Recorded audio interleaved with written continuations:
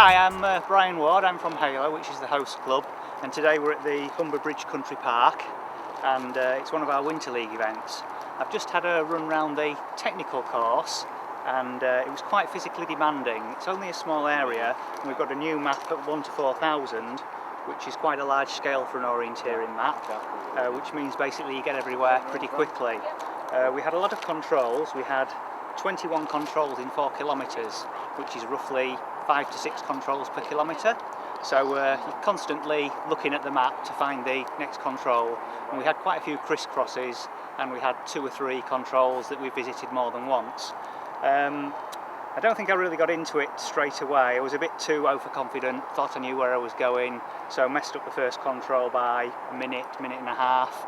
After that, I settled down and started navigating a bit better. Main difficulty really is the steep slopes are quite chalky and it's quite slippery, so they're quite hard work. So even though the course was only 4k, I would normally expect to run a course like that in about 20 to 25 minutes. And today, even with the mistake, I was out about 35 minutes. So yes, it was quite technical.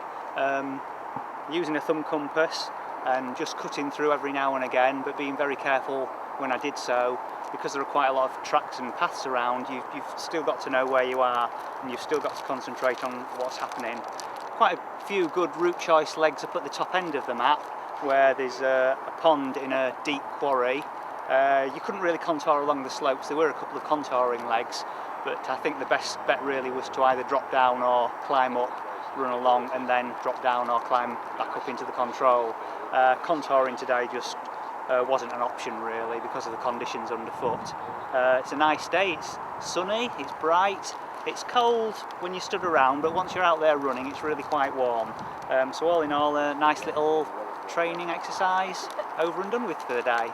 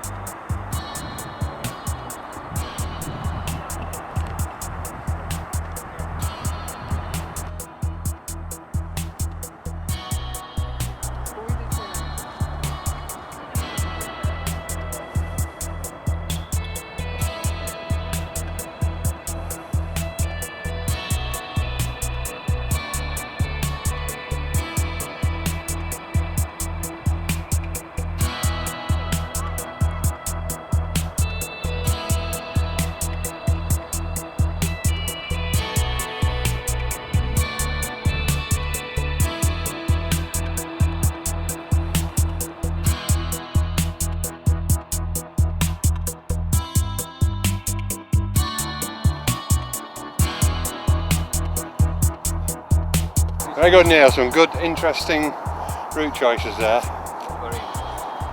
But the steepness was whoa. Have you seen that other guy? I went straight on my back. Which book? Did you do the orange? Yeah. Okay, my name is Brian Slate. I've done the technical course at Humber Country Park today.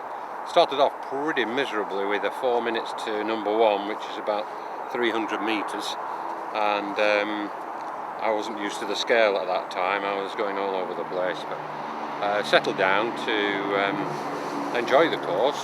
Some very interesting route choices, some quite long route choices of about half a kilometre. We had some very steep slopes and they were very slippery, so we had to be guarded on those, and that's probably why it took so long. In all, very good course.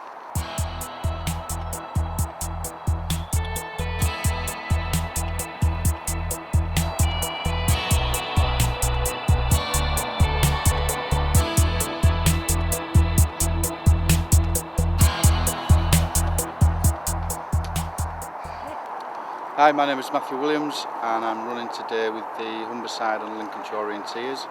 This is my first orienteering event. I've been doing a couple of the club nights. I'm doing my Mountain Leaders Award, so it's just good practice.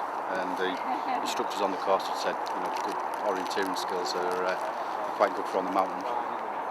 so I thought I'd turn up. I've been doing a couple of club nights, but this is my first run today. I've done an orange course. Compass would have been nice, but I forgot to bring one. But again, good map reading skills, so I hope I've done all right. I'm about to check in, so we'll find out in a minute.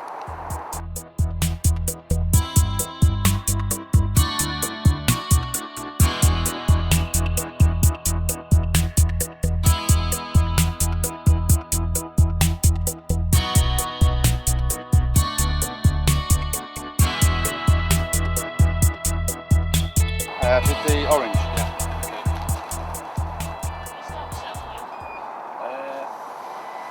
No, come on. I don't know why. Okay.